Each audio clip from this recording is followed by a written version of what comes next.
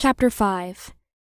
Maddie left our side immediately as soon as we reached the ballroom, talking to who I could only assume were classmates. Ty had stayed back with me for a moment as he graciously walked me over to a corner. The smells were a bit overwhelming, mixed with the loudness of the music and chattering.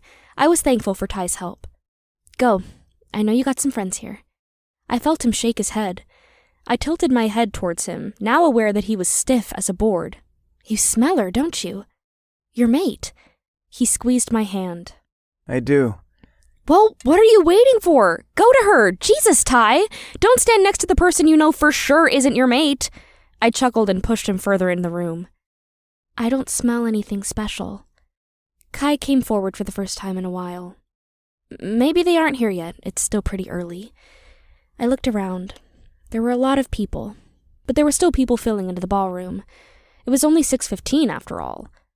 Father and Melissa had seen us walk in, and both Ty and Maddie were happy to describe the look of disgust on their faces when they had spotted my attire, but I just tucked myself in the corner. I could feel a few eyes on me, but I refused to use Kai to see them. I waited for another 10 minutes or so in the corner before there were so many people it was becoming suffocating. There were so many smells and sounds, it hurt my extra-sensitive senses. I had lost the sound of both Ty and Maddie in the crowd, and I didn't want to go to them either. Who wants a blind older sister hanging around? It was apparent, too, by the silence of Kai. My mate was not here. Putting my hand against the wall, I made my way to the back of the ballroom, away from the people funneling in. When we were kids, the current alpha's parents used to live here, and so we would be brought here every so often.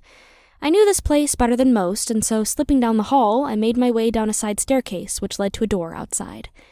The castle was closer to the forest than our own house, and I slipped off my heels that I had snuck out of Melissa's.